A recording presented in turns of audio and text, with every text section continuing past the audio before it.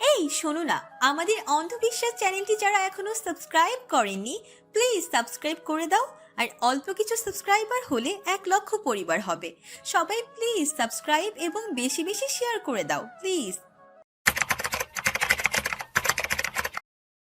সম্রাট শাহজাহান কি সত্যি খারাপ লোক ছিলেন? এর সঠিক তথ্য অজানা। ভর সন্ধ্যাবেলা পাখির কুহু কুহু শব্দে বেজে ওঠে কলিং বেল। সিনথিয়া কিচেনে চা করছিল, মাথাটা টনটন করছে। এই মুহূর্তে কড়া লিকারের চা মন্দ হবে না। চার পাতিলে পানি বুদবুদ হয়ে ফুটছে। কলিং বেলের শব্দে নিজের মাথায় কাপড় টেনে নেয় সিনথিয়া। তারপর লুকিং গ্লাসে চোখ ফেলতেই পলাশের মতো টুকটুকে ফুরফুরে মনটা করল্লার মতো তেতু হয়ে আসে। দরজার উপরে জিসান দাঁড়িয়ে, সাথে আরও কেউ আছে। সিনথিয়া দরজা খুলে দৌড়ে কিচেনে চলে যায়। পানির হিসিসে উঠা ধোয়ার মতো শরীরটা হিস করছে। সে প্রয়োজনের চেয়েও বেশি লিকার ঢেলে দেয় ফুটন্ত পানিতে। চা হয়ে এলে সোজা ঘরে চলে যায়। আজকের মতো তার বাইরে বের হওয়া বারণ। ড্রয়িং রুমে আদরে সবার গদগদ অবস্থা। আদরে আপ্যায়নে ফেটে যাচ্ছে চার দেয়াল। সিনথিয়ার মায়ের নম্বরে ফোন দেয়। তারপর রেগে বিষধর সাপের মতো হিস করে বলে, হাসো, কাঁদো, গড়াগড়ি খাও, আই ডোন্ট কেয়ার। তবে এত আহ্লাদি সুর যেন আমার ঘরে না আসে, না হলে বাইরে চলে যাব বলে দিলাম। সঞ্জিতা বেগম নীরবে ফোন রেখে দেন। জিসান সহ সবাইকে তিনি বসতে বলেন।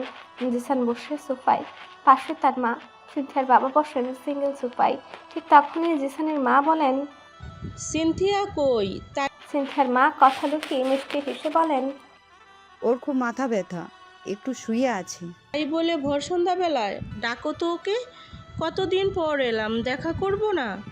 সঞ্জিতা সব জানেন। মেয়েটা জিসানকে মোটেও পছন্দ করে না। এই মুহূর্তে ডাকতে গেলে কি হবে সেটা ভেবে ভয় পাচ্ছেন তিনি। মেয়েটা এমনি ট্রমার মধ্যে থাকে, আর মধ্যে কোনো প্রেশার দেওয়ার ইচ্ছে তার নেই। মেয়ে খেলা করুক, প্রয়োজনে ঘুড়ির মতো খুলে আকাশে উড়ুক। ওর ভালো থাকাটাই এখন প্রথম প্রায়োরিটি। তবে জিসানের মাও যে ছাড়ার পাত্রী না। সঞ্জিতা বেগম বলেন, আরে ভাবি, বসুন না, ঘুম কাটলেই আসবে, আমি চা করে আনি। সিনথিয়ার বাবাও সুর মিলাই। তবে জিসানের মা উঠে যায়। সিনথিয়ার দরজায় টোকা দিয়ে বলে, বাইরে আয় তো। সিনথিয়ার মেজাজ চটে যায়। ওদিকে দরজায় ঠকঠক আওয়াজ হতে থাকে। সিনথিয়া বাইরে শুয়ে দাঁতে দাঁত চেপে কৌশল বিনিময় করে। জিসানের মা টেনে বাইরে নিয়ে যায়। সিঙ্গেল সোফায় বসে সিনথিয়া। অসহ্য অসহনীয় লাগছে, তবু কিচ্ছু করার নেই। সিনথিয়ার মা সবার জন্য চা করে আনেন। শুরু হয় খুশ গল্প। এক পর্যায়ে সিনথিয়ার বাবা জিসানের উদ্দেশ্যে বলেন, পিঠের কি অবস্থা এখন? পেইন আছে? জিসান বলে, আগের থেকে বেটার। ইনভেস্টিগেশন কত দূর? কোনো নিউজ নেই। ওইটা আসলে কি ছিল বলতো? আসলেই কি যন্ত্র? অনেকটা কালো ছায়ার মতো, কোনো জন্তুর পোশাকে ছদ্মবেশী কেউ। প্রথমে সে রাস্তায় সামনে ক্রাশ করে গেল। প্রথমে ভয় পেয়েছিলাম, এরপর আমার কলিগ আমাকে রেখে পালিয়ে গেল। এরপর আমার পায়ে সাইকেলের মতো কিছু আটকে যায়, আমি মাটিতে পড়ে যাই। এইটুকু বলে জিসান উল্টো ঘুরে দাঁড়ায়, টি শার্ট খুলে ফেলে। এক আকাশ পরিমাণ ঘৃণায় গা গুলি আসে সিনথিয়ার। ঘৃণা থাকা সত্ত্বেও মাথার মধ্য চলা প্রশ্নের উত্তর মেলাতে সিনথিয়া চোখ তুলে তাকায়। জিসানের ফর্সা পিঠ, গোল গোল পাশাপাশি 6টা কামড়ের দাগ, যেন পিঠের মাংস গোল গোল করে ছিঁড়ে ফেলেছে। সিনথিয়ার আত্মা কেঁপে ওঠে। অসংখ্য প্রশ্ন মাথা চারা দিয়ে ওঠে। তার পিঠেও 6টা কামড়ের দাগ আছে। এটা ইরফাত জানতো। সে অস্বীকার করলে তার ভেতর থেকে ঠেলে আসে একটা কথাই, এটা প্রতিশোধ নয় তো? তার হয়ে ইরফাত আঘাত করেনি তো? জিসান পূর্বের মতোই বসে, তারপর বলে, এই 6টা কামড় বিষাক্তের চেয়েও যেন বিষাক্ত ছিল। কামড় খেয়ে সেন্স ছিল না আমার। ডক্টর কি বলল? তারা তো বলল জন্তু জানোয়ার নাকি মানুষের কামড়, কিছুই বোঝা যাচ্ছে না। সে সময়ে জিসানের মায়ের কণ্ঠ ধীর। ভাই কি বলবো, আমার ছেলে তো একটা ভুল করেছিল অনেক আগে। সিনথিয়ার পিঠে কামড় দিয়ে আমার ছেলে ভুল করেছে। এর চেয়েও শতগুণ ব্যথা দিয়ে কে আমার ছেলের পিঠ কামড়ালো জানি না। সেদিনের ঘটনা কেন ঘটলো তাও জানি না। রুহের হাই বলতে নাকি একটা কথা আছে। আমার একটাই ছেলে, আমি চাই না ওর উপর আর কোনো কালো ছায়া আসুক। সিনথিয়ার মনে ওকে নিয়ে ক্ষোভ থাকতেই পারে, কষ্ট থাকতেই পারে। আমি চাই ওকে আমার জিসানের বউ করে নিতে। সিনথিয়ার মুখটা মেঘের মতো কালো হয়ে আসে। জিসানের মুখটা নিচু, হাঁটুর উপর ঠেকানো হাত, মাথা হাতে ভর করা। সে নিচু স্বরে বলে, অনেক বড় ভুল করেছিলাম আমি, আমার ভুল শুধরানোর সুযোগ চাই। সিনথিয়া এক লাফে উঠে দাঁড়ায়, তার কণ্ঠে তোলপাড় করা সুর। আমি সবাইকে মাফ করেছি। বিয়ে করে কারো ভুল শোধরানোর প্রয়োজন নেই। বলে হনহনে নিজের ঘরে যায় সিনথিয়া। তারপর খট করে দরজা লাগায়। শব্দে নড়ে চড়ে উঠে বসে সবাই। ড্রয়িং রুমে একে অপরের চোখে চোখ রেখে আবারও দৃষ্টি লুকায়। ড্রয়িং রুমে আধ বসা হয়ে ফোন স্ক্রল করছে শিশির। তিথির মামি আর কুটুস বসে টিভি দেখছে। তিথি সবার জন্য চা আর স্ন্যাক্স নিয়ে আসে। কুটুস আর মামির জন্য টি টেবিলে ট্রে রেখে শিশিরের জন্য চা নিয়ে যায়। শিশির হাতশো অবস্থা থেকে উঠে বসে। চায়ের কাপ ধরার অজুহাতে আলতো করে স্পর্শ করে তিথির হাত। তিথি শিউরে ওঠে, চোখ গোল গোল আকারের হয় আপনা আপনি। পেছন ফিরে এক পলক দেখে নেয় মামিকে। ব্যাস, লোডশেডিং। চোখের পলকে নিজের বউকে ঝাপটে ধরে শিশির। স্নিগ্ধ আলিঙ্গনে শিরশিরে উঠে তিথির পায়ের তলা। হাতের তালু আর শূন্য হয়ে যায় প্যাড। বরফ সিক্ত অনুভূতিতে স্তব্ধ হয়ে দাঁড়িয়ে থাকে তিথি। মোবাইলের ফ্ল্যাশ জ্বলে উঠে কিঞ্চিত সময়ের মধ্যেও ঘটে যাওয়া অনুভূতির র্যাশ বুকের মধ্যে চলমান থাকলেও দুজন মানুষ এখন দু প্রান্তে। বুকের মধ্যে অনুভূতিগুলো সমান তালে শব্দ করে তুলছে। তিথি বুকের কাঁপুনিতে শ্বাস বন্ধ করে রাখে। তার মাথার অনুভূতিতে বিভোর হয়ে বেসামাল হয়ে ডুবে যাচ্ছে তিথি। বিকেলে সিনথিয়ার নামে একটা পার্সেল এসেছে, তবে খোলা বারণ ছিল। কেন, কি কারণ জানা নেই। অপেক্ষা শুধু ইরফাদের কলের। তুমুল শব্দে ভেঙে চুরে বেজে ওঠে সিনথিয়ার ফোন। ইরফাদের আশা কোনো কলে যেন মিস না হয়, এই জন্যই এমন ব্যবস্থা। ফোন ধরে সালাম বিনিময় করে পরের কথোপকথন। পার্সেলটা কিসের? খুলে দেখো এখন। সিনথিয়া এক হাতে পার্সেল খুলে সাদা ব্যাগের মধ্য থেকে কালো রঙের কিছু একটা কাঁধে ফোন থেকে মেলে ধরে জিনিসটা। কালো রঙের বোরকা। সিনথিয়া বিস্মিত চোখে তাকায়, তারপর বলে, এসব কেন পাঠালেন? আমি নিজেই কিনে নিতাম। পরে নাও। তাই বলে? বেশি কথা বলো না, পরে সোজা বাইরে চলে আসবে। প্রবলেম? না। স্নিকার্স পরো এর সাথে, নিকাব আর সাথে কালো কোনো সানগ্লাস। তোমাকে যেন চেনা না যায়। সাথে তোমার ভাইয়ার দেয়া ফোনটা আনবে।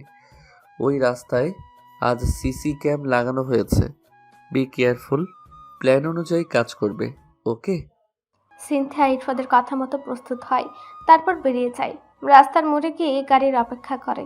চোখ ঘুরে ঘুরে ইরফাদকে খুঁজে বেড়ায়। না, ইরফাদকে দেখতে পায় আর না কোনো গাড়ি দেখতে পায়। মনটা হঠাৎ কেউ ডাক দেয়। ইরফাদ তো বরাবর আগে এসে থাকে, আজ কেন আসছে না? বুকের মধ্যে ভয়গুলো দানা পাকাতে থাকে। দূরে একটা গাড়ি দেখা যাচ্ছে, তবে মেরুন রঙের। ইরফাদের গাড়ি তো এই রঙের না। সিনথিয়া এই গাড়িটি চেনে না। সিনথিয়া ভ্রু তুলে অন্য গাড়ি আসছে কিনা দেখে। মেরুন রঙের গাড়িটি ঝড়ের গতিতে তার সামনে এসে থামে। সিনথিয়ার শ্বাস কিছুক্ষণের জন্য থেমে যায়। ভেতরে চেপে থাকা ভয়গুলো চেঁচিয়ে ওঠে। গাড়ির ড্রাইভিং সিটে বসা লোকটার বিধ্বস্ত মুখ, চোখে কালো রঙের গগলস, স্টিয়ারিংয়ে রাখা হাত দুটোতেই গ্লাভস, মাথায় হুডি টানা। সিনথিয়া ভয় চেপে অন্যদিকে পা বাড়ায়। তখনই গাড়ির দরজা ধাক্কা দিয়ে খুলে। সিনথিয়ার বুকটা ধুপ করে ওঠে, শূন্য হয়ে যায় মাথা। তার মনে হয় বিপদ সংকেত। তাকে পালাতে হবে, বাঁচতে হবে। শূন্য মস্তিষ্কে তাল মাতাল হয়ে সামনের দিকে ছুটে সিনথিয়া। পেছনের গাড়িটি তার চেয়ে দ্বিগুণ জুড়ে ছুটে তার পিছু পিছু। তিথি বিছানায় শরীর মিলিয়ে দিয়ে শুয়ে আছে। বুকের মধ্যের কাঁপুনি দিরিম দিরিম করে এখনো বেজে চলছে, আর সাথে বেড়ে চলছে শিশিরকে আরেকবার স্পর্শ করার সুপ্ত ইচ্ছা। তবে আজ রাত তো অপেক্ষায় অপেক্ষায় কেটে যাবে। সে কি কোনোদিন অধিকার নিয়ে সবার সামনে তার প্রিয় মানুষটির সাথে কথা বলার সুযোগ পাবে? কখনো কি এমন সুযোগ আসবে? কখনো কি মামি মেনে নেবে? কখনো কি অধিকার নিয়ে শিশিরের ঘরে একটা পূর্ণ রাত থাকতে পারবে? তার বুকে মাথা রেখে কি কোনোদিন ভোরে সূর্য দেখা হবে?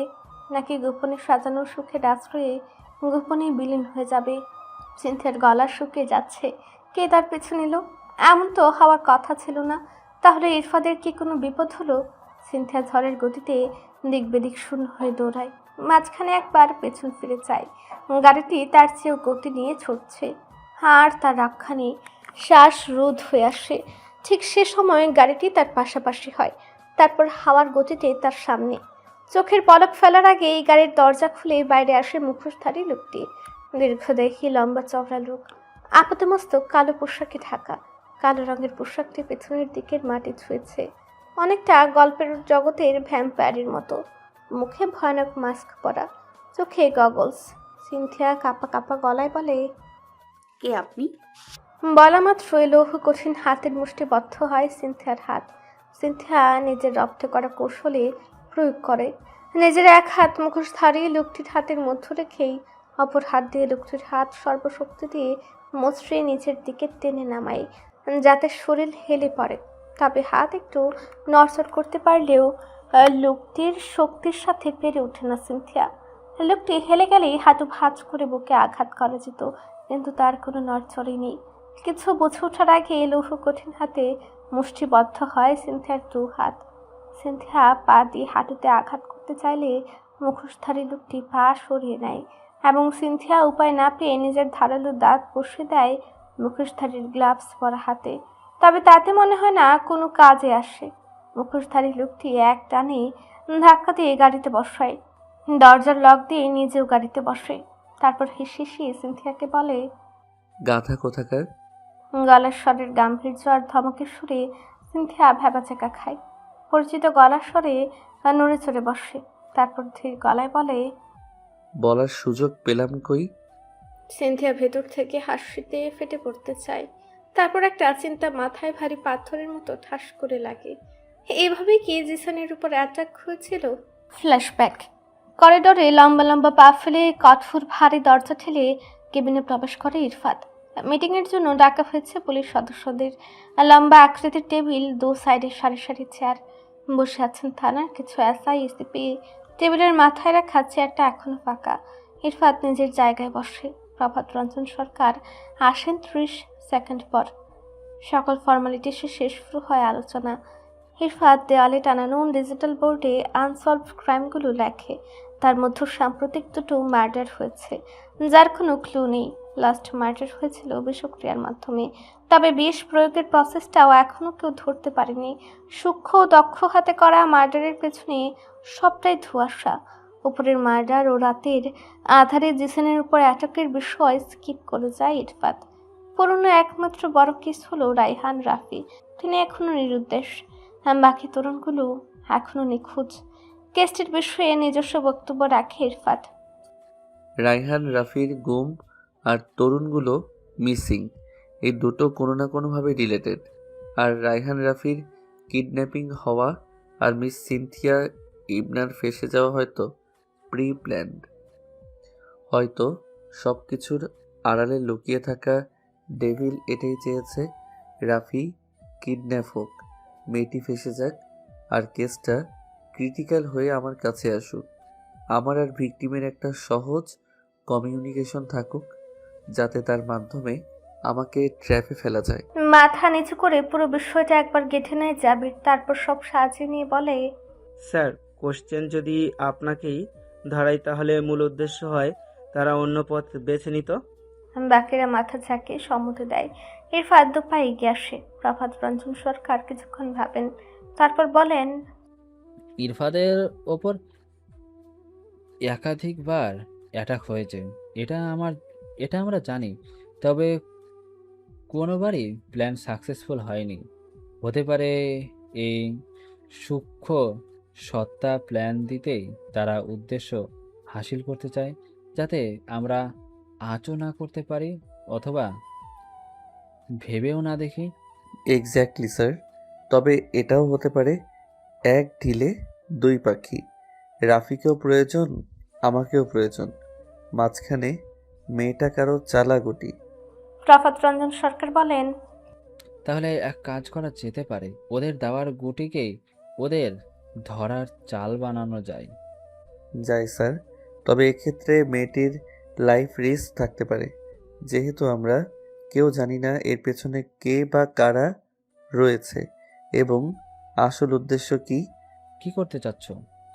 যেহেতু সিনথিয়া ইবনার ভাষ্য মতে ডেভিল তাকে বোন হিসেবে দাবি করে, এটা কতটুকু সত্যি আমরা জানি না, কিন্তু অজানা লোকটি মেয়েটির সাথে সাথে ফোনে কমিউনিকেট করে।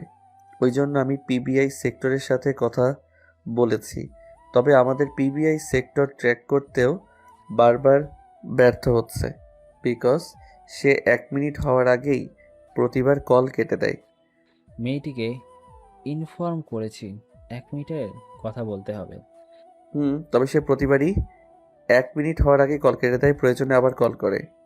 তাহলে মেয়েটিকে ইনফর্ম করে যেভাবেই হোক 1 মিনিট কনফারেন্স যেন কন্টিনিউ করে। আলোচনার মধ্যে পার্সোনাল ফোনটি কেঁপে ওঠে ইরফাদের। পকেট থেকে ফোন বের করে স্ক্রিনে চোখ রাখতেই দেখে কলিং সিনথিয়া ইবনা। অন্য সময় হলে ইরফাদ কোনোভাবেই ধরতো না, তবে এই মুহূর্তে তার ফোন কেসের জন্য সবচেয়ে বেশি ইম্পর্ট্যান্ট। ইরফাদ সকলের উদ্দেশ্যে বলে, সরি। তারপর ফোন রিসিভ করে লাউডে রাখে। তারপর বলে, বলো। সিনথিয়া বলে, স্যার, ভাইয়া আরেকটা মেসেজ দিয়েছে, রাতে 1টা নাগাদ কল দেবে। আমি যেন সজাগ থাকি। স্ট্রেঞ্জ, রাত 1টাতেই কেন? জাবির তড়িঘড়ি করে গলা উঁচিয়ে বলে, স্যার, আমার মনে হচ্ছে মুখোশধারী লোকটি কোনো রিস্ক নিতে চাচ্ছে না। হতে পারে ডেভিল এটা চাচ্ছে তাদের প্ল্যান সম্পর্কে পুলিশ আঁচ না করতে পারে। কোনো কারণে সিনথিয়াই ইবনেকে যদি সন্দেহের তালিকায় পুলিশ আনে এবং ট্র্যাক করতে চায়, তাই এত রাতের কথা বলছে। এবং রাত ভারী হলে অবশ্যই কেউ মিস সিনথিয়ার ইবনার কল ট্র্যাক করার জন্য বসে থাকবে না। I am not sure, just guess করলাম। রাইট। ইরফাদ ফোন ধরে বলে, ওকে। স্যার, আরেকটা কথা, প্ল্যান মনে হয় চেঞ্জ হবে। যেমন? মানে 2 দিন পরে কথা হলেও যা করার তারা কালকেই করবে। ইরফাদের ভ্রুকুটি সংকুচিত হয়, ভাবক দৃষ্টিতে শূন্য চেয়ে থাকে কিছুক্ষণ। I will call you soon. তারপর আবার আলোচনায় মন দেয়। স্যার, সিনথিয়া ইবানকে 2 দিন রিল্যাক্সের থাকার কথা বললেও এখন বলা হচ্ছে প্ল্যান চেঞ্জ হবে এবং তা কালকেই অ্যাপ্লাই করবে। জাবির বলে, তাহলে আমাদের সকল তথ্য আজ রাতের মধ্যেই নিতে হবে। তাদের প্ল্যান অলওয়েজ যেতে হবে। অনেকেই লাইফ রিস্ক থাকবে, বিশেষ করে আপনার। সো যা করার আজ রাতেই মধ্যেই। ইরফাদ সম্মতি দেয়। তারপর বলে, তাহলে আজ রাত 1টার অপেক্ষা। জাবির বলে, আমার কিছু বলার আছে স্যার। দেখুন, আমাদের একটাই চান্স, ওই একটাই ফোন কল।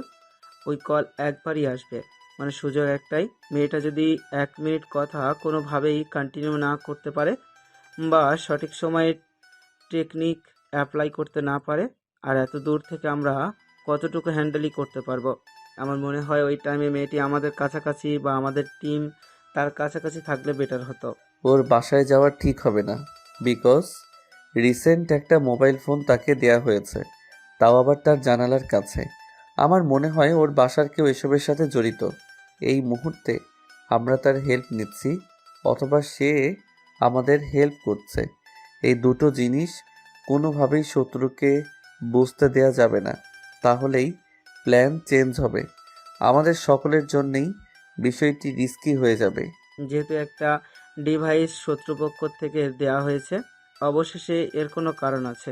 হতেও পারে তাকে সব সময় ফলো করা হয়, কোথায় যায়, কার সাথে কথা বলে। হতে পারে। তাহলে তো বাইরে আনাও রিস্ক হয়ে যায়। ট্র্যাক করলেই জানতে পারবে মেয়েটি কোথায়। ওয়েট, আমি পিবিআই ডিপার্টমেন্টের তনয়কে কল করে নিচ্ছি। একটা কক্ষে নির্দিষ্ট জায়গা ফাঁকা রেখে পরপর রাখা লেটেস্ট মডেলের ডেস্কটপ স্ক্রিনে চলছে নিউজ, স্যাটেলাইট ইমেজ আর কিছু স্ক্রিনে রেকর্ডিংয়ের তরঙ্গের ঢেউ খেলানো তরঙ্গ। কানে হেডফোন গুঁজে তরুণ থেকে বয়স্কদের চোখে শুধু অজানা সত্যিকে বাইরে আনার প্রয়াস। সবাই নিজ কাজে ব্যস্ত। ইরফাদ ডায়াল করে, ফোন রিসিভ করে তনয়। তারপর সিনথিয়া ইবনার সিমে আসা কলগুলো ট্র্যাক করা যায়নি, সো আমরা চাচ্ছি তাকে আমাদের কাছাকাছি রেখে প্ল্যান সাকসেস করতে। কিন্তু ডিভাইসটা তো অজ্ঞাত কোনো লোকের দেয়া, ট্র্যাকিং সিস্টেম চালু থাকতে পারে। ওকে, বিফোর 1 AM। বর্তমান মুখোশধারী লোকটি একটানে ধাক্কা দিয়ে গাড়িতে বসায়, দরজায় লক দিয়ে নিজেও গাড়িতে বসে। তারপর হেসে হেসে সিনথিয়াকে বলে, গাধা কোথাকার। গলার স্বরের গাম্ভীর্য আর ধমকের সুরে সিনথিয়া ভ্যাবাচাকা খায়। পরিচিত গলার স্বরে নড়ে চড়ে বসে। তারপর ধীর গলায় বলে, তো বলবেন না এটা আপনি? বলার সুযোগ পেলাম কই? সিনথিয়ার ভেতর থেকে হাসি ফেটে পড়তে চায়, তারপর কি একটা চিন্তা করে মাথায় ভারী পাথরের মতো ঠাস করে লাগে। এভাবে কি জিসানের উপর অ্যাটাক হয়েছিল? প্রশ্নের উত্তর খোলা চোখে খুঁজে বেড়ায়। যদি তাই হয় তাহলে এর সাথে আরও কিছু প্রশ্ন জুড়ে যায়। কেন জিসানের উপর অ্যাটাক হলো? অ্যাটাক হওয়া না হয় স্বাভাবিক, তবে 6টা কামড় কেন দিল? তাহলে কি তার খারাপ সময়টা ইরফাদের মনে দাগ কেটেছিল? সে কি প্রতিশোধের নেশায় এই কাজটা করলো? আর প্রতিশোধ, রাগ, ক্ষোভ তো ভালোবাসা থেকেই আসে। ভালোবাসার মানুষের প্রতি আঘাত অপর পৃষ্ঠের মানুষ কখনোই সহ্য করতে পারে না। নাকি সে শুধুই তার দায়িত্ব থেকে এই কাজটা করলো? প্রশ্নের মৌমাছির মতো ছাক বেঁধে তাড়া দেয় তাকে। ইরফাত ফুল স্পিডে গাড়ি চালায়। 30 মিনিটের মতো একটা সেফ জোনে পৌঁছায়। নিজের মুখের মাস্ক খুলে ফেলে। গাড়িতে হলদেটে আলো জ্বলছে। মুখোশের আড়ালে মানুষটা বাইরে চলে আসে। বেশি বহুল টানটান দেখে আটশট ভাবে লেগে আছে কালো রঙের টি শার্ট। ম্যাদহীন দীর্ঘদেহী মানুষটার ফোলানো হাতের পেশির উপর স্লিপ শেষ হয়েছে। শক্ত গোলাকার হাতের কবজিতে ঢিলে ঢালার ওপারে শিকল। এলোমেলো হওয়া চুলগুলি আঙুলে চালায় ইরফাত। এতক্ষণের পরে থাকা খোলসটা খুলে ছুঁড়ে মারে পেছনে। তখন এতক্ষণের খোলসের আড়ালে চাপা পড়া পারফিউমের ভেজা ভেজা নরম কোমল স্নিগ্ধ সুভাষ ধেয়ে আসে সিনথিয়ার দিকে। চোখ বন্ধ হয়ে যায় সিনথিয়ার। ঘুমাচ্ছ কেন? কথাটি বলা মাত্রই আটকে ওঠে সিনথিয়া। অন্যের বাগানের ফুলের সুভাষ নেওয়ার অপরাধে তার গর্দন যায় কিনা সে তড়িঘড়ি করে বলে, না না না, কই ঘুমাচ্ছি না তো। ভালোই তো, জেগে থাকার অভ্যাস আছে। তা সেদিন কি গাড়িতে ঘুমিয়েছিলে নাকি ড্রামা, মিস ড্রামা কুইন? সেদিনের স্মৃতিচারণ করে চুপসে যায় সিনথিয়া। লোকটা ওটাও বুঝে নিল, কিন্তু পরবর্তী সময় তো সত্যি ঘুমিয়েছিল। সে তৎক্ষণাৎ বলে, আমি যদি না ঘুমাতাম আপনার সাথে সেদিন কি হয়েছিল অবশ্যই জানতাম। ঘুমিয়েছিলাম এটা sure. Absolutely right, I know তুমি ঘুমিয়েছিলে। কথার আগামাতা বুঝতে পারে না সিনথিয়া তার মানে কি বোঝাতে চাচ্ছে। সে ঘুমায়নি তাও বলল, আবার ঘুমিয়েছিল তাও বলল। কাহিনী কি? সবটা কি তার প্ল্যান করা? ইরফাত দরজা ঠেলে বাইরে বের হয়। ম্যাদহীন প্যাটের কাছে কুচকে থাকা টি শার্ট হাত দিয়ে টেনে নামায়। ফোন কানে রেখে বলে, কয় মিনিট? অপর পাশের উত্তর শুনে ফোন কেটে দেয়। 1 মিনিটের মধ্যে আরেকটা গাড়ি পাশাপাশি থামে। ইরফাত সিনথিয়ার ফোনটা নিয়ে যায়। ফোনের সকল ট্র্যাকিং সিস্টেম প্রথমে অফ করে। এরপর সবাই মিলে বড়সড় গাড়িতে বসে। কোলের উপর তুলে রাখা ল্যাপটপ, কানে হেডফোন, সব কয়টি ডিভাইস সেট করে পূর্ণ মনোযোগে বসে তনয়। অপেক্ষা কলের। পেছনের সিটে বসেছে ইরফাত, জাবির আর তনয়। সামনের সিটে বসা সিনথিয়ার পেছন দিকে ঘুরে ইরফাদের বলা কথাগুলো শুনছে। অ্যাট এনি কস্ট কথা 1 মিনিট চালাতে হবে। প্রয়োজন অনুযায়ী প্ল্যান, প্রয়োজনে কনভারসেশন চেঞ্জ হবে। টেকনিক্যালি সব হ্যান্ডেল করতে হবে, ওকে? সিনথিয়ার বুকটা ধুকপুক করছে, তবে ভয় না। কাজটা ঠিকঠাক করতে পারবে তো? এতগুলো মানুষ তার মুখ পানে চেয়ে আছে। মনে মনে সাহসের সঞ্চয় করে সে। পারবো না বলতে আর কোনো কথা নেই, তাকে পারতে হবে, হার হবেই। আর রাত 12:59। বুকের মধ্যে ধুকধুক করছে। 1টা মিনিট শেষ হওয়া মাত্রই ফোন আসে। সিনথিয়ার এই প্রথম এত নার্ভাস লাগছে। ঠিকঠাক কথা বলতে পারবে তো? গলা শুকিয়ে আসে, যেন বিসিএস পরীক্ষা। ইরফাদের চোখের ইশারা আমরা আছি। ধরেই সালাম দেয় সিনথিয়া। কনভারসেশন লম্বা হতেই হবে, অন্তত 1 মিনিট। উপসের গলা গম্ভীর। প্রথম কথা, পাখি, জি ভাইয়া বলো। তোকে অনেক কথা বলা বাকি, তবে সব ফোনে বলা সম্ভব না। কাল যদি প্ল্যান সাকসেসফুল হয় তোকে জানাবো আমাদের সুখী পরিবার কিভাবে জানোয়ারটা নষ্ট করেছে। কার কথা বলছো ভাইয়া? ইরফাত সিনা এসপি। সাথে সাথে সিনথিয়ার চোখ দুটো লাইটের মতো ধপ করে ঝুলে ওঠে। মাথার প্রতিটা নিউরনে ইরফাত আর ইরফাত। কি সত্য লুকিয়ে আছে? কে কাকে গুটি করে খেলছে? তার ভাই নাকি ইরফাত? নীলর বলা ছোট্ট এই কথাটুকু ভিতরে জ্বালা ধরায়। সত্যি মিথ্যার যাচাই করতে পারে না মস্তিষ্ক। দূরে কোথা থেকে ছোড়া ভারী পাথরের ঢিলের মতো কথাটা মাথায় আঘাত করে। ইরফাদের জন্যই কি তার পরিবার ছিন্ন বিচ্ছিন্ন? গলা ধরে আসে সিনথিয়ার। ভেজা গলায় বলে, কি বলছো ভাই? এ যুদ্ধ শুধু আমার না রে, এ যুদ্ধ তোরও। সর্বোচ্চ ট্রাই করবি, মনে রাখিস সবচেয়ে সহজে সিংহকে খাঁচায় তুলতে একমাত্র তুই পারিস। সিনথিয়ার হেলদোল নেই, মাথার প্রশ্নেরা ঝাঁক বেঁধে আছে। কথা বলতে গেলেই ভুলে যায় সিনথিয়া। ওপাশ থেকে বলল, ওকে, আমি বেশিক্ষণ কথা বলতে পারবো না। প্ল্যান আগের মতোই, লোকেশন টেক্সট করব সময় হলে। ইরফাত তনয়ের দিকে তাকায়, সে আঙুলের ইশারায় বোঝায় আর 10 সেকেন্ড। ইরফাত সিনথিয়ার চোখে চোখ রেখে ইশারা করে। আর 10 সেকেন্ড কথা বলো। এদিকে সিনথিয়া আনমনা হয়ে অন্য জগতে চলে যায়। তার বাবা নেই, মা কোথায় জানেনি, ভাইটাও ঠিকানাহীনদের মতো এখানে ওখানে পড়ে আছে। এর জন্য ইরফাত দায়ী। আর সে কিনা সেই লোকটাকে ভালোবেসে ফেললো।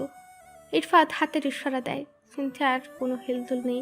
ইরফাত রাগে ক্রোধে হাতের মুষ্টি পাকিয়ে লেদারের সিটে শক্ত করে ঘষে দেয়। সিনথিয়া সহ সবাই কিছুক্ষণের জন্য কেঁপে ওঠে। ইরফাতের চোখ দুটোতে ভেসে ওঠা কথাগুলোতে বাস্তবে ফেরে সিনথিয়া। মনে পড়ে তাকে 1 মিনিট কথা বলতে হবে। সে তড়িঘড়ি করে ডাকে, ভাইয়া ভাইয়া শোনো, এসপি। এর মধ্যেই টুটটুর শব্দে বেজে যায়। সিনথিয়া ভয়ে ফিটে যায়। এসপি তাকে আজ মুরগির মতো ছুলবে। হাত অযথায় কাঁপতে শুরু করে। ইরফাত মাথা নিচু করে কয়েকবার আঙুলি চালায় মাথায়। আর একটা নিয়ন্ত্রণে আনা দরকার। জাবের পাশে থেকে ইরফাতকে বলে, কুল কুল, আমি এটাই ভেবেছিলাম। এতগুলো মানুষের মধ্যে মিস সিনথিয়া পেরে উঠলো না বাসায় থাকলে। মুখের কথা কেড়ে নিয়ে সিনথিয়া বলে, ভাইয়া ফোন ব্যাক করবে। ইরফাত কোনো কথা বলে না। প্ল্যান ভেস্তে গেছে এত কিছুর পরও। ফেল। সিনথিয়া আবারও আশ্বস্ত করে বলে, আমার মনে হয় ভাইয়া শুনেছে, ভাইয়া কল ব্যাক করতে পারে। এই কথার কোনো ভিত্তি নেই। ইরফাত গাড়ি থেকে নামে। এবার ফিরের পালা। ঠিক সেই সময়েই সিনথিয়ার ফোন আবারও বেজে ওঠে। সিনথিয়া বলে, ভাইয়া কল দিয়েছে, বললাম না দেবে। ইরফাত এবার সিনথিয়ার পাশে গিয়ে বসে। সিনথিয়া ফোন আগের মতোই লাউডে রেখে কথা বলে, কিছু বলছিলি? ভাইয়া এসপির সাথে কিসের দ্বন্দ্ব আমাদের? বললাম তো বলবো। আমার যে ঘুম আসবে না। বাবাকে আমি দেখতে চাই, মাকে দেখতে চাই। ওরা কি বেঁচে নেই? জানি না। আমাদের সাথে এসপির কিসের দ্বন্দ্ব? এত কিউরিওসিটি ভালো না, বলছি তো বলবো। একটু বলো ভাইয়া। ইরফাত আঙুলের ইশারায় দেখায় 7 মিনিটস। সিনথিয়া চোখের ইশারায় আশ্বস্ত করে, তোমাকে তো একটা কথা বলা হয়নি ভাইয়া। ইরফাত স্যার গতকাল বাসায় এসেছিলেন। কখন? গতকাল সকালে। কেন? আমাকে দেখতে। মোটেও না, ওর ফাঁদে পা দিবি না ভুলেও।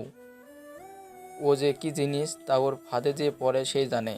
ও কিছু মানুষের কাছে যেমন ফেরেশতা, কিছু মানুষের জীবন ধ্বংসকারী।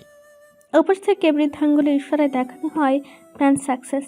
লোকেশন ট্র্যাক করা গেছে। সিনথিয়া কথা বলার ঘুরে হঠাৎই গাড়ির একটা সুইচ টিপে দেয়। সাথে সাথে জোরালো শব্দে বেজে ওঠে গাড়ির সাইরেন। ওপাশ থেকে ভেসে আসে নীলের উদ্বিগ্ন গলা। কিসের শব্দ হচ্ছে? কিছু না ভাইয়া, নিচ দিয়ে পুলিশের গাড়ি যাচ্ছে মনে হয়।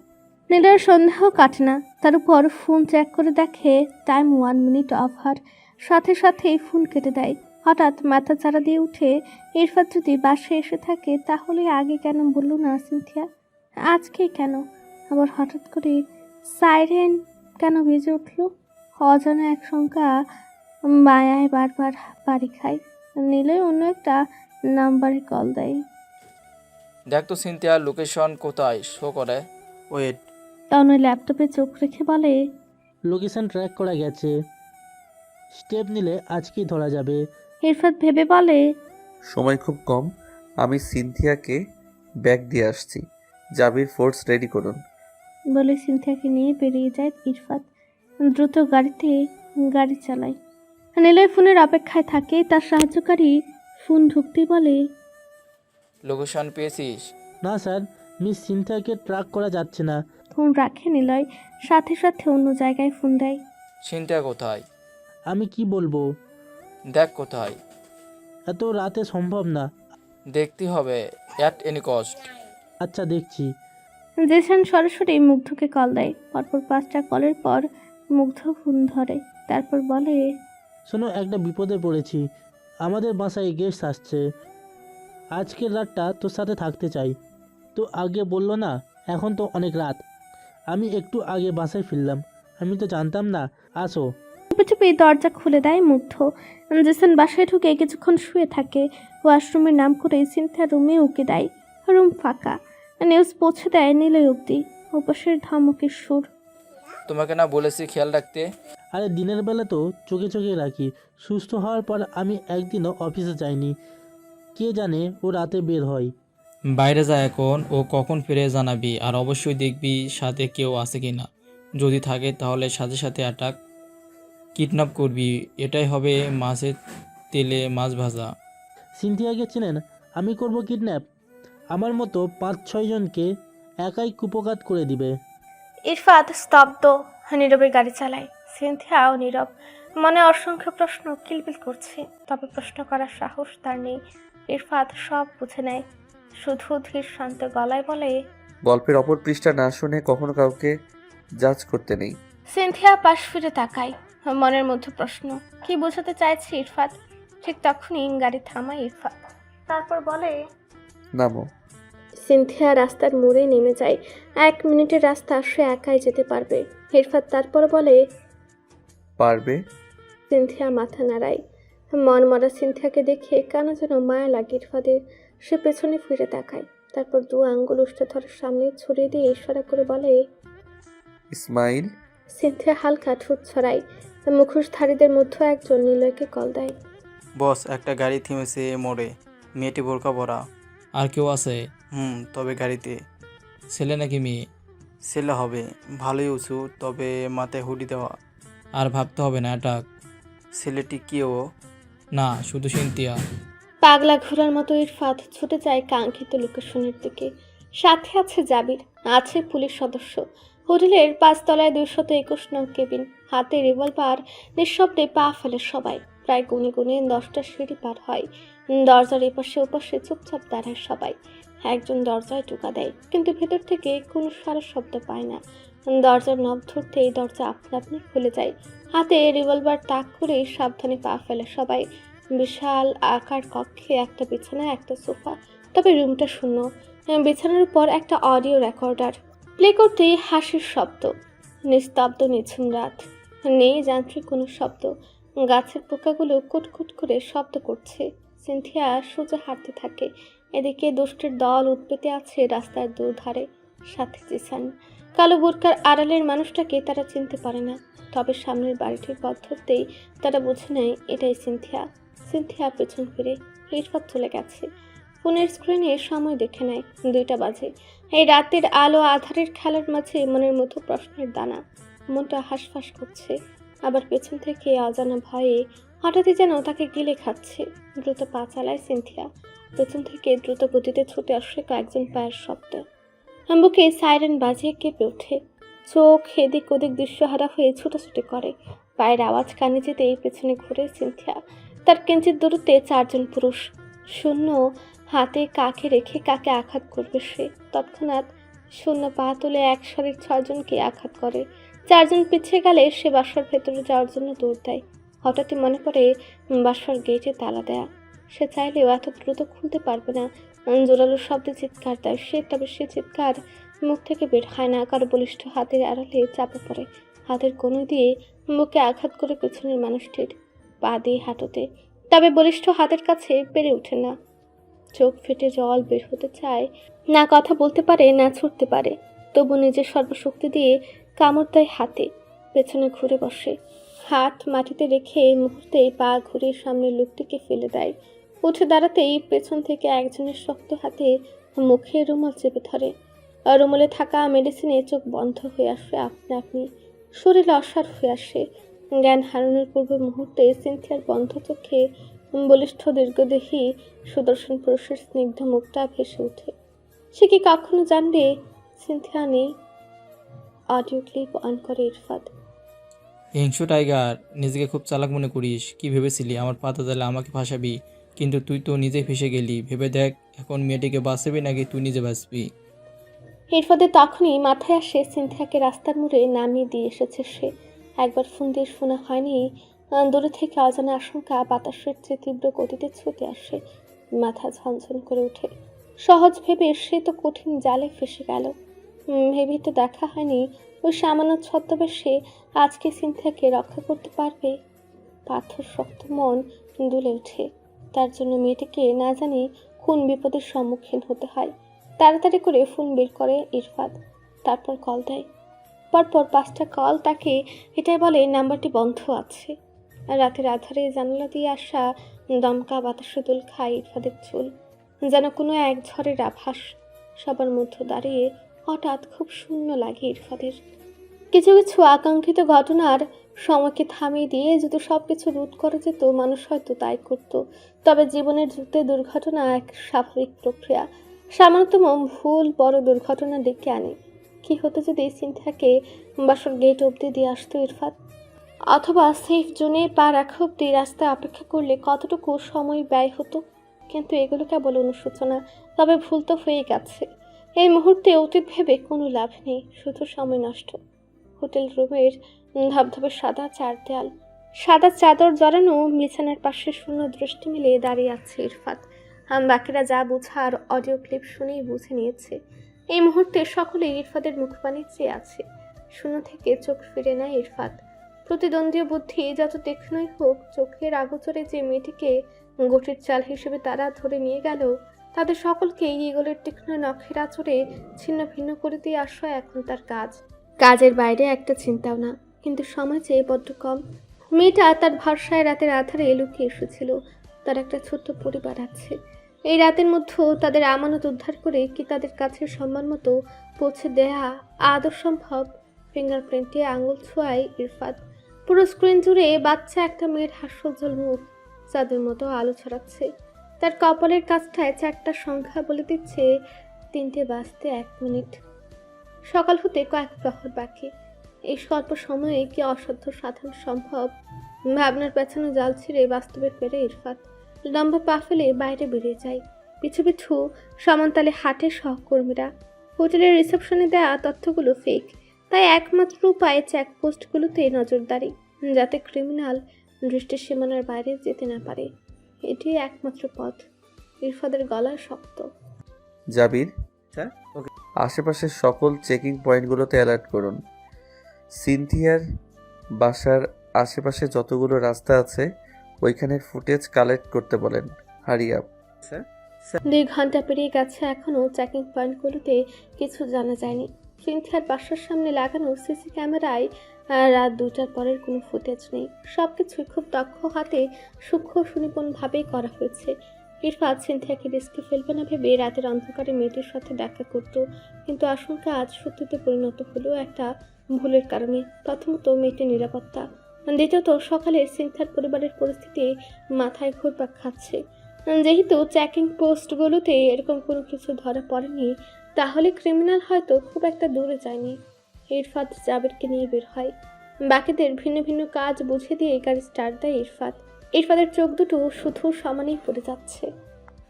জাবির বলে, আমাদের উচিত সকালের অপেক্ষা করা। আই নো, কিন্তু মেয়েটির পরিবার সকাল হওয়া মাত্র তার রুম চেক করবে। সর্বোচ্চ 10টা 11টা পর্যন্ত তাদের মেয়ে ঘুমাচ্ছে বলে মেনে নিবে। দেন জানি স্যার, তবে আমাদের হাতেও তো কিছু নেই। এটা কোনো কিডন্যাপিং কেস না, উদ্দেশ্য অন্য কিছু। আমার মনে হয় মেয়েটার কোনো ক্ষতি করবেন না। সে কথা আমি তার পরিবারকে কি করে বোঝাবো? তারা মানবে? না স্যার, বললে হয় না। আই মিন, আজ রাতের ঘটনা, তাদের না বললে হয় না। পরপর এতগুলো ধাক্কা তারা কি করে সহ্য করবে? স্যার, মেয়ে স্যার। তো তারা যথেষ্ট ভালোবাসে তাদের মেয়েকে এবং চিন্তাও করে। মিস সিনথিয়া জেলে থাকাকালীন তার মা হসপিটালাইজ ছিলেন। কি করবেন স্যার? খুঁজবো। কোথায়? পুরো শহর। ও ছাড়া কি মানুষ খুঁজে পাওয়া যাবে না স্যার? তাই বলে চেষ্টা দমিয়ে রাখা যাবে? আপনার বাসায় এসে গেছে, যাবেন নামুন। কিন্তু কেন স্যার? আমি যাই আপনার সাথে। নো, বাসায় যান, রেস্ট করুন, কাল অনেক কাজ। আল্লাহ হাফেজ। জাবিরকে নামিয়ে একটানে হাইওয়েতে উঠে যায় ইরফাত। আশেপাশের সমস্ত হোটেল চেক করে, পুরো এরিয়া তুল পার করে ফেলে, কিন্তু সিনথিয়াকে কোথাও পাওয়া যায় না। নীলচে আলো কেটে যাচ্ছে তির্যক সূর্যের আলোর কিরণে। সোজা পিছছাড়া রাস্তা, গাড়ি চলতে শুরু করেছে গুটি কয়েক। এক হাতে এখনো গাড়ি চালিয়ে যাচ্ছে ইরফাত। এদিক থেকে সেদিক, এই হোটেল থেকে ওই হোটেল, এই রুম থেকে ওই রুম। এভাবে সকাল। ফোনে জমেছে বাবার সবখানিক কল। কেন ভোর হওয়ার পরও বাসায় ফিরছে না, এই তার প্রশ্ন। বাবা তো সন্তানের অনেক কিছুই আজ করতে পারে, তাকে বোঝানোর সাধ্য একজন এসপির তো নেই, আর সন্তান হিসেবে তো আরও নেই। এই মুহূর্তে নিজের বাড়ি ফেরার চেয়ে এক পরিবারকে করুণ অবস্থায় না ফেলাটাই তার প্রথম কাজ। হেডকোয়ার্টার্সে সকাল সকাল মিটিং, খুব প্রাইভেসি মেনটেন করে আলোচনায় বসে ইরফাত। সকল কিছু ভালোভাবে শুনে প্রভাত রঞ্জন সরকার বলেন, রাতের বিষয়টি টোটালের হিডেন রাখা উচিত, যেহেতু উদ্দেশ্য তুমি। আমার মনে হয় মেয়েটি কোনো ক্ষতি হবে না। মেয়েটিকে না পেলে তার পরিবার হাইপার হয়ে যাবে। হলে কিছু করার নেই। তোমরা এত বছরে এক্সপিরিয়েন্স, তুমি তো জানো কেসের জন্য অনেক সময় অনেক হাই হাউস করতে হয়। কিন্তু এই ক্ষেত্র ভিন্ন স্যার। তুমি কি চাচ্ছ সব বলে তুমি সিচুয়েশন হ্যান্ডেল করতে পারবে? জানি, তবে এই মুহূর্তে তারা যখন জানবে তাদের মেয়ে বাসায় নেই, বিষয়টা খুব ক্রিটিক্যাল হবে। কিছু হবে না, তারা থানায় আসবে, ডায়েরি লিখবে, আমরা চেষ্টা করব। এতে সাপও মরল না, লাঠিও ভাঙল না। এর চেয়ে ভালো মানুষই করতে গেলে ঝামেলা বাড়বে। আই হোপ তুমি বুঝতেছো।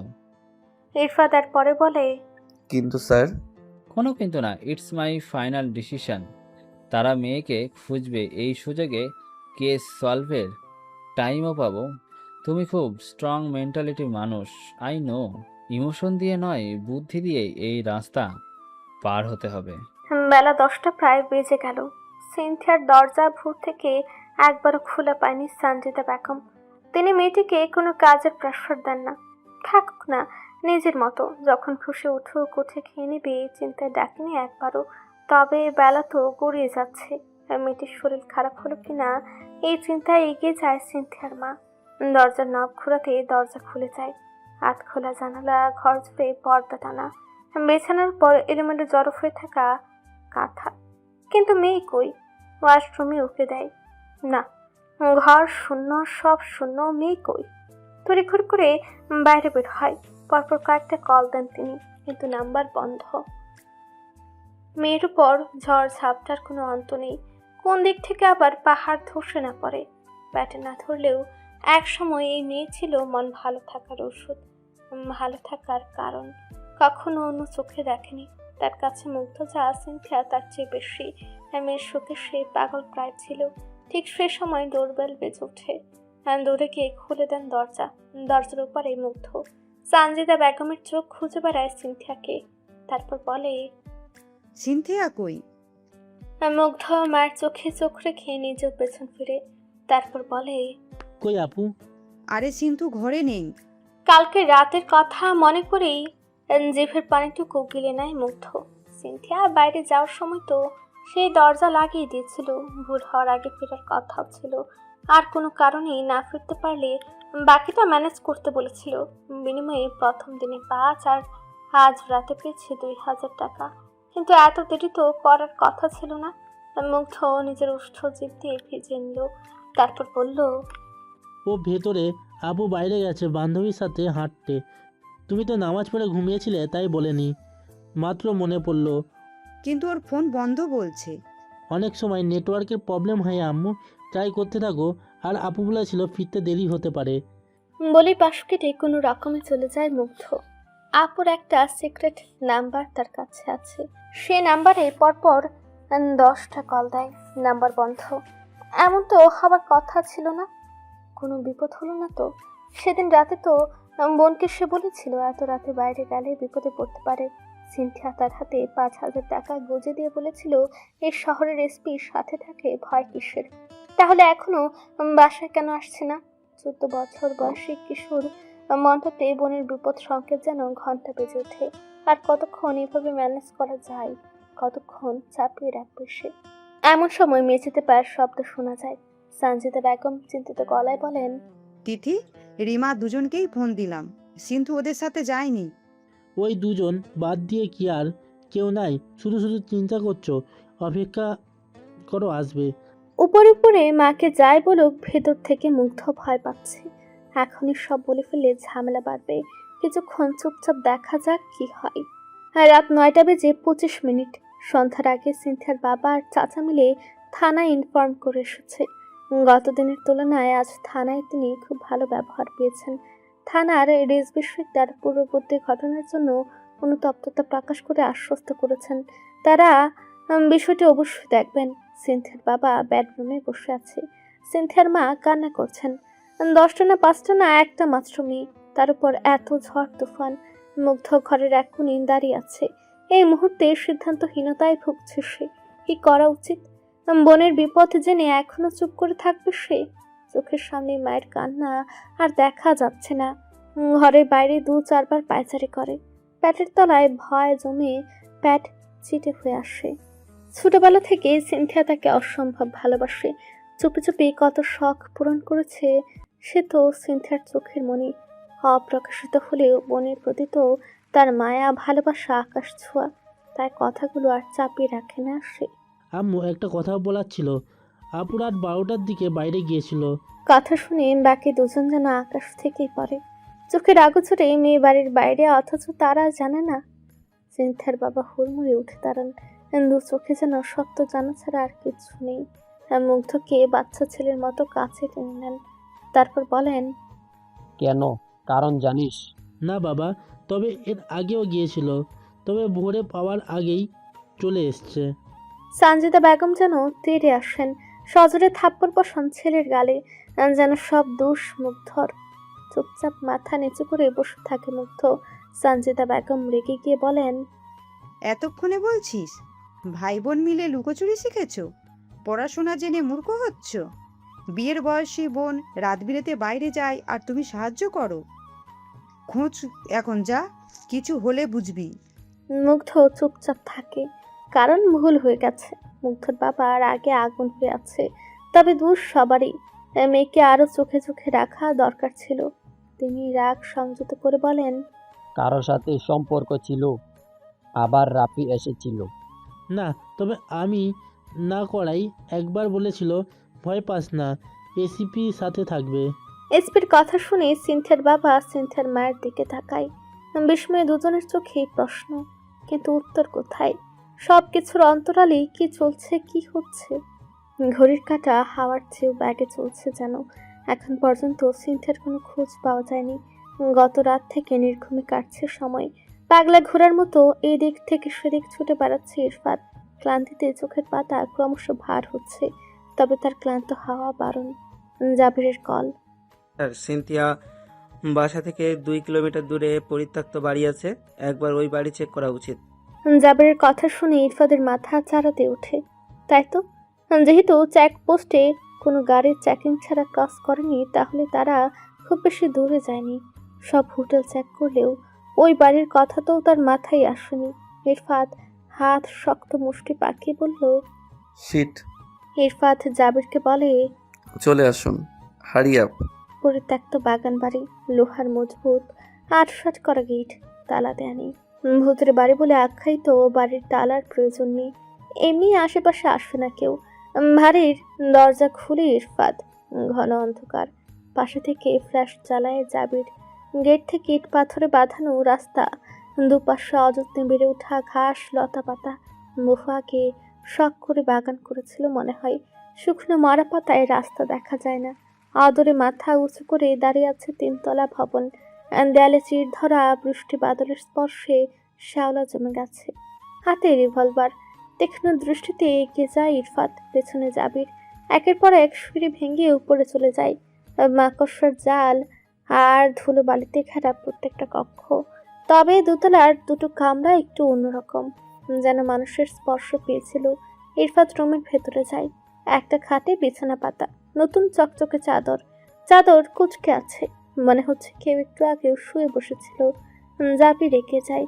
বিছানার মাঝখানে চকচক করছে রূপালি চেন।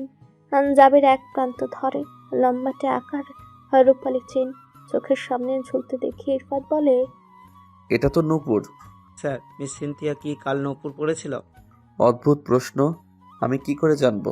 সরি স্যার, আরও কিছু থাকতে পারে, খুঁজে দেখা যাক। সারা ঘর তন্ন তন্ন করে খুঁজে দুজন। বিছানা উল্টে পাল্টে ফেলে। ইরফাত হাঁটতে হাঁটতে পায়ের তলায় কিছু আটকে যায়। হাত দিয়ে চিকন শেকল ধরে চোখের সামনে তুলে ইরফাত যাবে বলে কি এটা? কোনো অর্নামেন্টস হবে? গোলাপ আর বেলির কলিতে সাজানো গাড়ি, অফ হোয়াইট কালারের শেরওয়ানি পরে পাশে বসে আছে বর।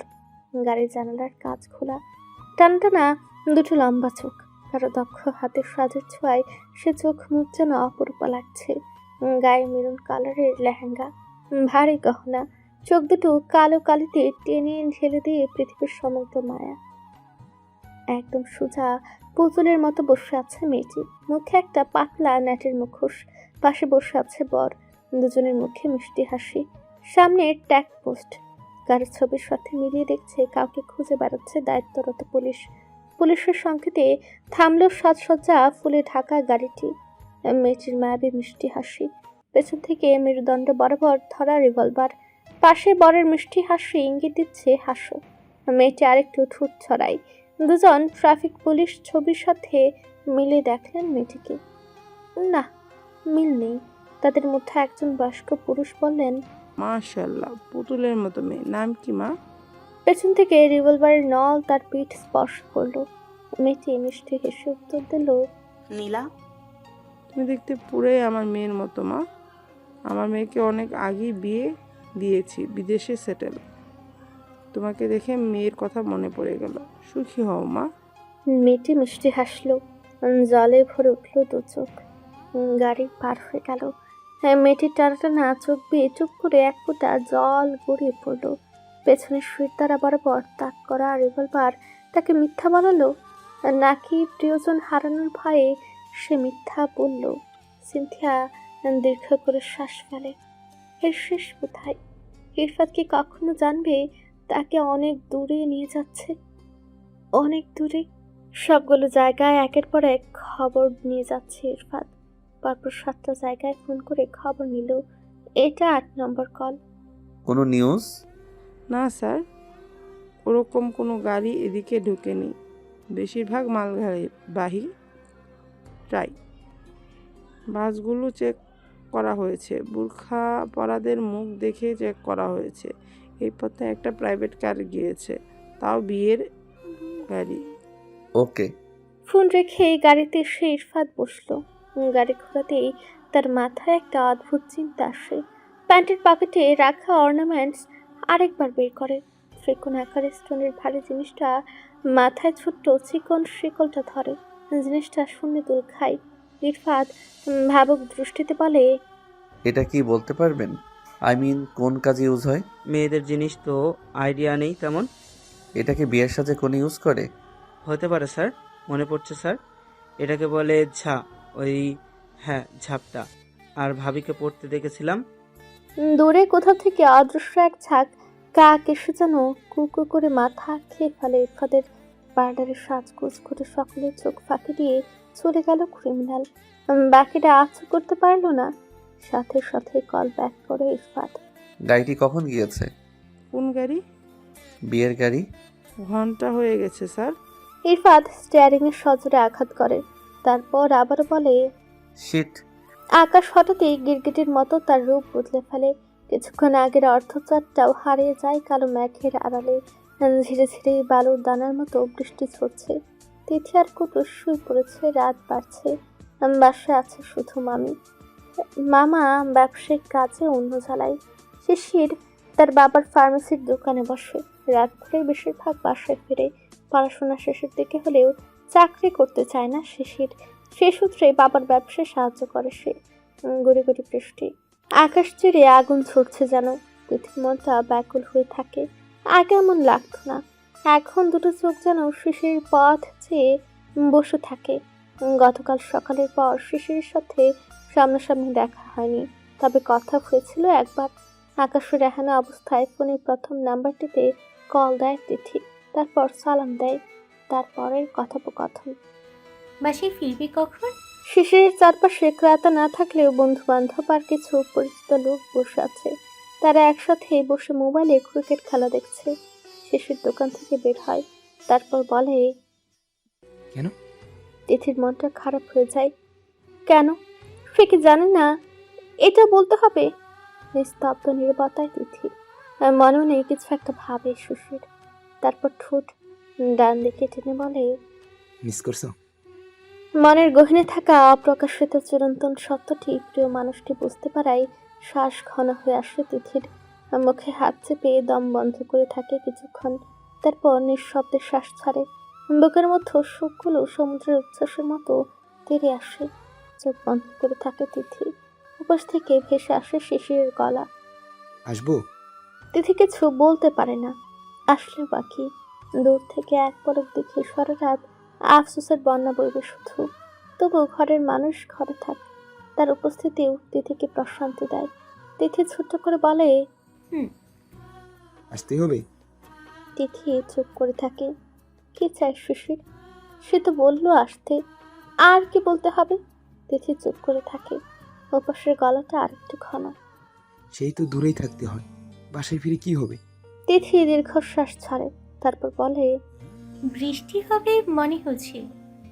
হুম। ওকে, রাখছি। কিছু বলার নেই? না। সত্যি না? না। একটু ওয়েট করো, আসছি। গাড়ির স্টিয়ারিং ঘুরে দেয় ইরফান।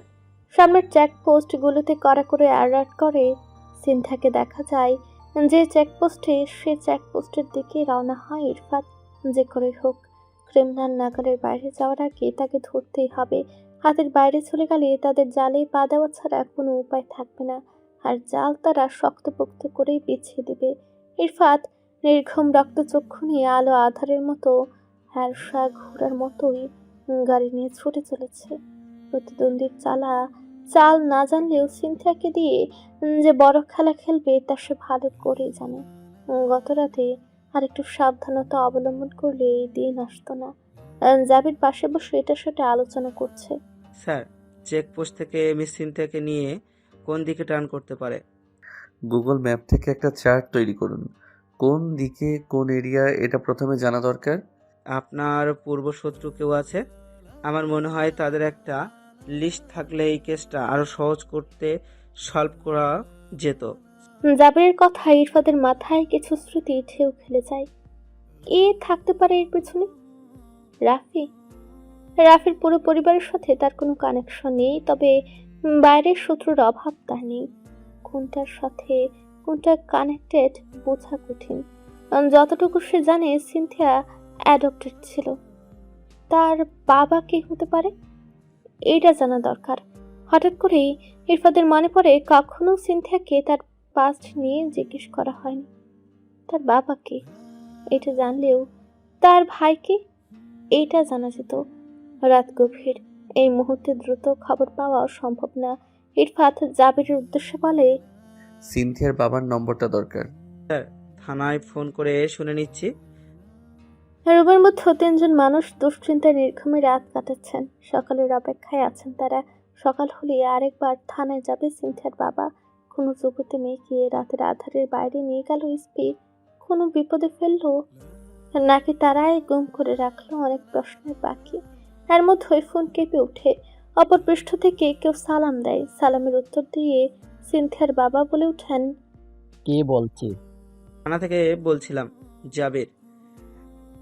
এত রাতে আপনি? আই ডোন্ট নো আপনি কতটুকু জানেন, তবে প্যানিক হবেন না। আপনার মেয়ে সিনথিয়া ইবনেকে কেউ কিডন্যাপ করেছে। বাবা, আমার মেয়ের কিডন্যাপ হওয়ার কথা আপনারা এত দেরিতে জানাচ্ছেন। আমাদের রুলস এর মধ্যে দিয়ে যেতে হবে। কিন্তু আমার মেয়ে এত রাতে বাইরে কেন গেল? আমার ছোট ছেলে বলল এসপি সাথে ছিলেন। কি হচ্ছে কিছুই বুঝতে পারছি না। সব প্রশ্নের উত্তর এই মুহূর্তে দেওয়া পসিবল না। সরি, আপনার মেয়েকে দ্রুত উদ্ধার করে আনার জন্য কিছু ইনফরমেশন প্রয়োজন। কাইন্ডলি এগুলো দিন। কিন্তু বলুন তো, আমাদের ভিকটিমকে প্রথমে রেস্কিউ করার প্রয়োজন। রুলসের বাইরে একটা শব্দ আমরা বলতে পারবো না। আপনারা টেনশন ফ্রি থাকুন। দ্রুতই সিনথিয়া ইবনাকে আমরা রেস্কিউ করতে পারবো ইনশাল্লাহ। সিনথিয়া ইবনা আপনার অ্যাডাপ্টেড ডটার? ওনার বাবার নাম কি? আমি জানি না। জানেন না মানে? সিনথিয়াকে আমরা আমার এক বন্ধুর মাধ্যমে হসপিটাল থেকে পেয়েছিলাম। তবুও আইডেন্টি তো থাকবে। না, ওর মা মেন্টালি ফিট ছিল না। ওকে জন্ম দিতে ওর মা মারা গেছে। পরবর্তীতে আমরা ওর দায়িত্ব নিই। ওর মৃত্যু পরিচয় আমি জানি না। ওকে, থ্যাঙ্কস। ফোন কেটে দেওয়ার সাথে সাথে সিনথিয়ার মা বলে উঠে, খোঁজ পেলে কোনো? খুঁজছি, বাকিটা আল্লাহ জানে। সানজিদা বেগমের চোখের জল গড়িয়ে পড়ে। জাবির ফোন কেটে বলে, তিনি জানেন না? ইরফাত নীরবে কিছু একটা ভাবে, তারপর বলে, জানে না নাকি বলবে না? হতে পারে স্যার। সিনথিয়া কাঠের পুতুলের মতো বসে আছে। পাশে বসে আছে বর বেশে অপরিচিত কোন ছেলে। গাড়ির মধ্যে থাকা একটা ছেলেকেও সে চেনে না। কোথায় যাচ্ছে সে জানে না, শুধু জানে অনেক বড় কিছু ঘটবে, অনেক বড় জাল পাতা হয়েছে। বসা যে ভারী পোশাকে শরীর ভেঙে আসছে, কাঁধ ব্যথা হয়ে ছিঁড়ে যাচ্ছে। মায়ের কথা ভীষণ মনে পড়ছে, মুগ্ধর কথা মনে পড়ছে, বাবার কথা মনে পড়ছে। একদিন পার হয়ে গেছে, তারা কিচ্ছু জানে না কেমন করছে তারা। কোমরের কাছে ধরা লুকায়িত রিভলভার ঠেলে আরো কাছে এনে ধরে পাশের লোকটি। সিনথিয়া পাশের লোকটাকে বলে, নিয়মিত ভালোবাসার গল্প শুনতে এবং পড়তে আমাদের অন্ধবিশ্বাস চ্যানেলটি সাবস্ক্রাইব করে পাশে থাকা বেল আইকনটি ক্লিক করুন। ধন্যবাদ সবাইকে।